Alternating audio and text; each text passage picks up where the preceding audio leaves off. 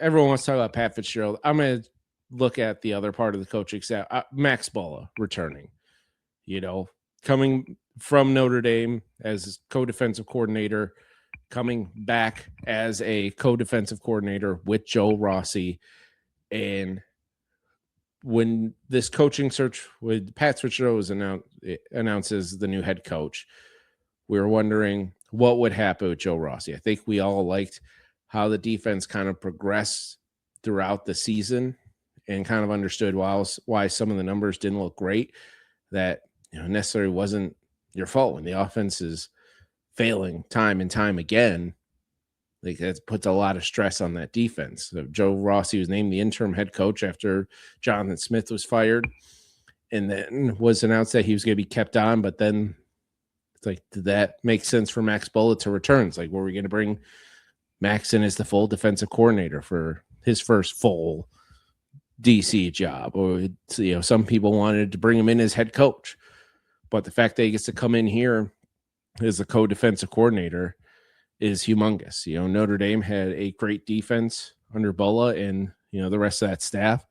Right. While Notre Dame was a top 10 defense, we can't expect those kind of numbers right away from a Max Bullough-led defense because we don't have Notre Dame's talent. We're also not playing Notre Dame's schedule. So we're not going to get that top 10 defense, but there's a hell of a lot of room to improve. I mean, MSU ranked 93rd in pass yard defense last year, giving up over 230 yards a game, 65th in rush yards, almost 147. And the big one, the one that every fan was kind of annoyed with, I mean, there was two of them. It was turnovers, 122nd out of 130 plus teams. We had 9 total turnovers last year.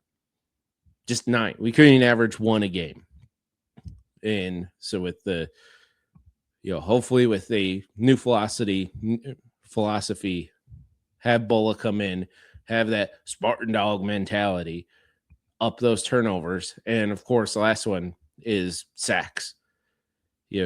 22 sacks on the season. That's just embarrassing. And that's the number that, if the sacks improve, that pressure on those quarterbacks, that's where those turnovers come in, those ill-advised throws. So just having the defense just play on another level. And just the last stat for the defense, opponents for Michigan State last year had 93 tackles for loss for, minus 425 yards. Or Michigan State just had 55 tackles for loss.